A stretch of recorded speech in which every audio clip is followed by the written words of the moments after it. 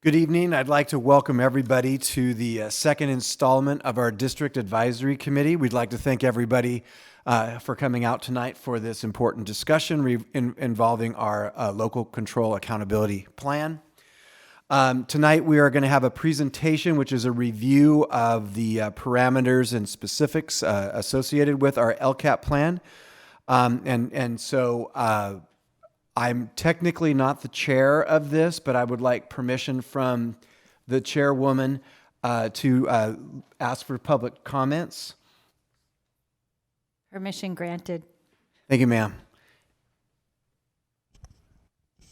Okay, so the first order of business here is I was going to give a brief construction school site funding and space presentation, as it will affect our local control accountability plan in the short future and long future of our district. So we have two major things going on right now. The first one is we're about to break ground on May 20th of the construction of our 8th K-8 school, Evelyn Costa School in the south part of town, known as College Park, or others refer to it as Neighborhood AB. We will be breaking ground with that. It will house approximately 950 K-8 students, and it will be completed. The construction will be completed in August of 2023, where we will open school with the students who live there in that community and will live there or as the houses are building out. The second one, and it's more specific to local control accountability issues, is an issue that we've faced in the district for quite some time, which is space. So we, as a district, the space issues were always concerns at our K-8 school sites, and we found a way to kind of move around those challenges, and we've been able to build schools like Evelyn Costa in our appropriate time. What I want to introduce as part of some things we have to think about in terms of our planning and our expenditures of funds is our high school, which is the crown jewel of our district, is at this point in time in its 6th year of existence facing space issues. And so we have had the great pleasure of building a program over time. We opened this school in 14-15 with 450 9th and 10th grade students. And then we jumped the next year to a full 9 through 12, and it jumped to 850 students. We are presently moving now towards 2,000 students. We're just under 2,000 students, and we anticipate the student population at the high school potentially meeting 2,150 students or more sometime next school year. So what does that mean for us? We have built over time a really state-of-the-art program. We offer kids a 7-period day instead of the traditional 6-period day, in which 75% of our students take advantage of the opportunity to take another elective. We have an advisory period, a success period, a strong and a complete CTE program in terms of what we designed at the beginning. And as a result, the school, which was built and designed for 2,400 students, is facing its first growing pains. So one of the things we'll be discussing over time over the next year is the need to find space, which could include bringing in as a temporary solution portables for a period of time. And we will need to be discussing with the board a permanent solution to the space needs. But in order to maintain the programs as we have designed them, which is top priority, we need to address space issues for the short term and then ultimately the long term of the school. So those are the two things going on in our conversations: the opening of Evelyn Costa School and the groundbreaking, which begins on May 20th, and introduce the concept as it relates to local control accountability plans of space issues at the high school. And with that, it is my pleasure to introduce Associate Superintendent Thor Harrison, who will be giving our second presentation and update on the LCAP, the Local Control Accountability Plan. Good evening. So tonight I'm going to speak to our Local Control Accountability Plan. And the first thing I want to point out on this first slide is that it says 22-23. Though we're approving a plan in 21-22, really the plan we're approving in 21-22 is for what we're going to do in 22-23. So when you look at documents related to LCAP, in some places it'll still say 2021-22, and in some places it'll say 2022-23, depending on what the action is, what the item is in the LCAP plan. So there are multiple current dates and out dates in the plan, and that's the explanation of why. So what's the purpose and function of the LCAP? So it's built on the strengths of the district. It's beyond test scores. The plan is developed to address student group disparities and to support educational equity. It's also designed to identify and improve upon areas of low performance.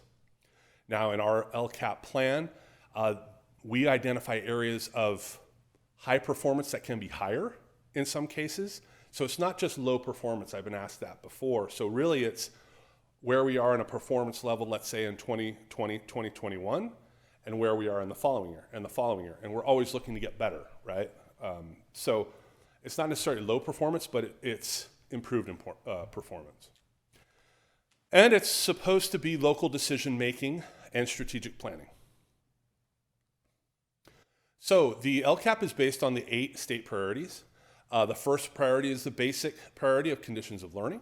The second is the state standards, conditions of learning, parent involvement, which involves engagement, pupil achievement or outcomes, pupil engagement, school climate, course access, or the conditions for learning, and other pupil outcomes like surveys or questionnaires or data that is not necessarily quantitative but qualitative. So what are our goals here in the district? Our goals are systematic closure of the opportunity gaps. That's goal 1, which addresses priority 1, A, B, and C, priority 2, and priority 4, A through H. Now, when we started this LCAP process 5 years ago, there was only priority 1, priority 2, priority 3, priority 4, for example. So now there are subgroups to the priorities. So that's why I added the letters so everybody could know and understand that sometimes these goals have additional data sets because of mandated additions to the 8 state priorities. So our second goal is instruction and curriculum efficacy, which addresses priority 2A, 6A, B, and C, and 7A. And then our third goal is 21st century outcomes and stakeholder communication, which addresses priority 3, 5A through E, and 8. Goal 1. So what does this mean? All students will graduate LUSD school systems, college and career ready, through a coordinated, articulated instructional program that teaches each student the skills of communication, citizenship, critical thinking, collaboration, and creativity. Technology-focused facilities and programs will be a priority with the intent of creating a district-wide one-to-one learning environment. So some of the actions in our LCAP related to this goal are student progress is monitored with assessment, a comprehensive high school experience, meaning sports, VAPA, CTE, A to G classes, AP classes, things of that nature. Implementation of Common Core standards, career tech ed, maintain and hire exceptional staff. There's a little asterisk on that point because my next slide I'm going to elaborate on something that's changed in our plan that is important to discuss. Goal 1 also addresses student attendance, our partnership with San Joaquin Junior College, EL Progress, strategic support, additional support for EL learners, foster and low-income students, and well-maintained facilities. So when we talk about staffing, our baseline a year ago in 2020-21, which was our baseline year for our current LCAP, our LCAP is a 3-year plan. We are currently in year 1 of a 3-year plan. Our baseline, we had 100% of our employees, our teaching staff, were qualified, quote unquote, qualified teachers. So in the 21-22 data, 89.4% of our certificated teachers are qualified teachers. Now I'm using quotes because the CCTC, which is the governing body for credentials for our teachers, deems qualified in a different way than the CDE deems teachers to be qualified. And I'll explain what I'm talking about in just a minute. So this numeric value that changed from one year to the next, there's some reasons, and I'm going to explain that.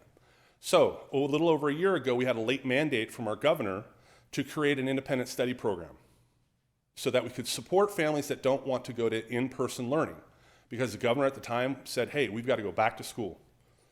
So we went back to school, but we also created the LEO program, the Lambertsville Elementary Online Program.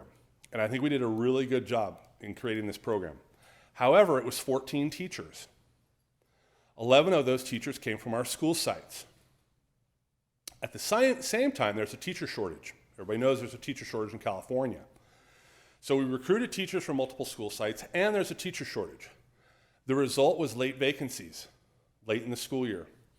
And with those late vacancies, we hired some unqualified teachers, which are teachers that can teach in our classrooms legally through CCTC with a variable term waiver, intern credential, a PIP, or a STIP permit. All fully credentialed individuals in the classroom working with our students, working with our kids. However, in this realm, they're not considered qualified. So in real terms, what does that mean? So that means that we had 5 teachers at Altamont that weren't qualified, or 20%, 7 teachers at Cordis, or 16%, that weren't qualified. The threshold that puts us on the naughty list is 0.15 or 15%. Now, all of our other schools had no problem, all right? So what does that mean for next year? So what that means for next year, some of these teachers will be Probe 1s, which a Probe 1 is a qualified teacher. A Probe 2 is a qualified teacher. That's probationary 1, probationary 2, they're qualified teachers. So moving forward, we have plans to get teachers fully qualified, and the hiring season is not going to be inundated with a brand new plan that costs us 14 teachers. We already have LEO established. We already have estimated counts of what LEO is going to need for next year. So the problem, the anomalous problem, I'll call it, from a year ago, should abate after this year. But I want to be very clear and explain what this means and how it came about, because it was a direct impact from the new program we were asked to generate in about 6 weeks. So, are there any consequences to being on the naughty list, as you put it? For Altamont and Cordis, they will receive a visit from a Williams team from the county, and they'll come look and see our credentials and realize everything's fine, and then we'll be off the naughty list. Thank you. You're welcome. So each goal has actions that we take to address the goal. So these are the actions for Goal 1: English language development, teaching, and reclassification. Assessments of student data. We have GADs of student data that we assess to see where our students are in performance, and then take action for those students that aren't performing to the level that we desire. UC A to G completion, advanced placement course completion and pass rates for advanced placement courses, EAP or early assessment college readiness, increase in attendance rate, and the commensurate decrease in chronic absenteeism. We're looking for a decrease in the dropout rate, increase in the grad rate, increase in the number of students with 3.0 GPA or higher, decrease in the number of students with D or Fs. These are the actions and the things that we're striving for. And then also to maintain clean and up-to-date facilities. That's Goal 1.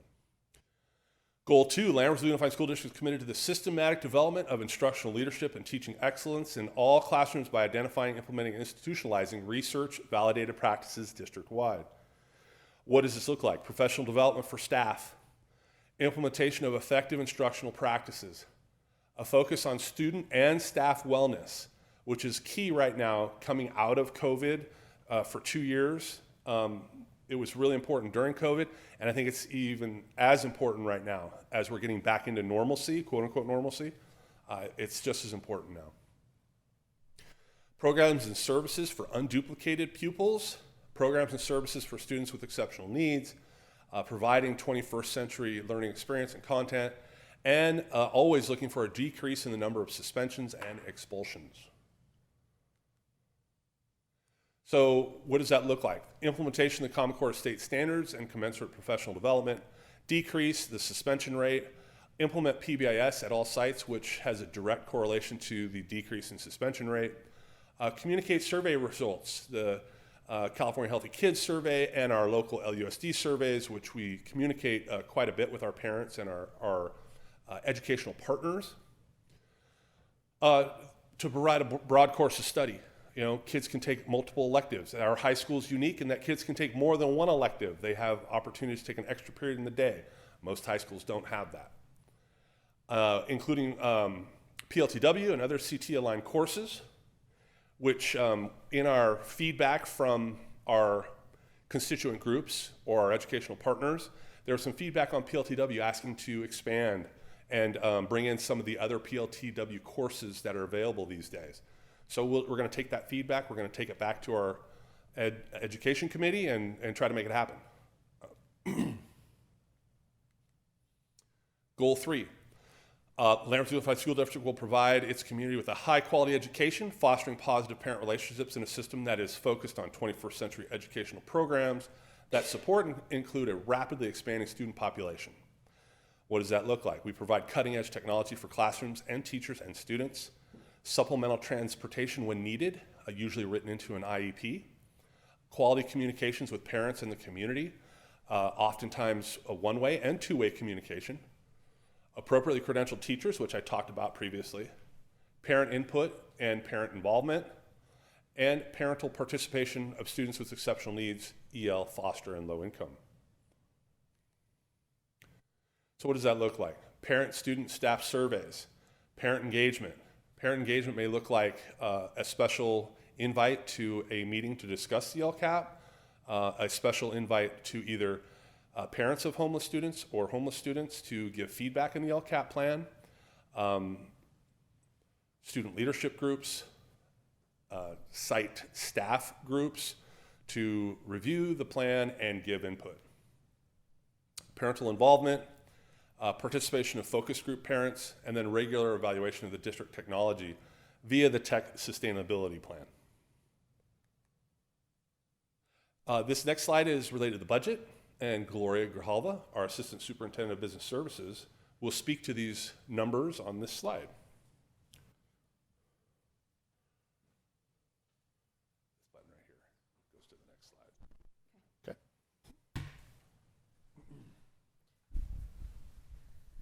Okay. Okay, so, hello. These numbers are the budgets related to each of the goals in the LCAP. In Goal 1, the actual expenditures for 21-22 is $33.2 million, and our budget for 22-23 is $33 million.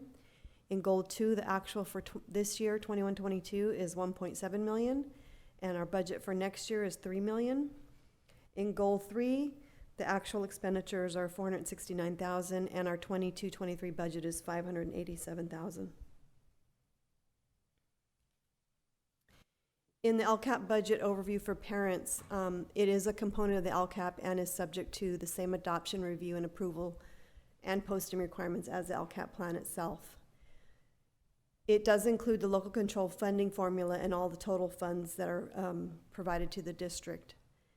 In the narrative of the budget overview for parents, we also have to include a narrative of the budgeted expenditures not in the LCAP, and those include general fund operating costs such as maintenance, facilities, and contracts with service providers. We also have funds that pass through school sites such as lottery, supply, and athletic allocations, and salaries and benefits for administrators, managers, and non-academic support staff and substitutes. And finally, contributions to other funds that are not included in the LCAP.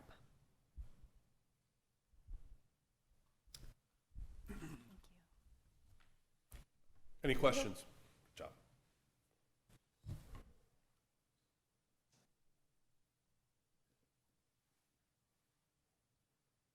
Okay. Thank you for your time. Thank you. Thank you. And that concludes the second version of our District Advisory Committee. We'll be ending up this meeting at 6:20, and we thank everybody for their participation this evening. Thank you.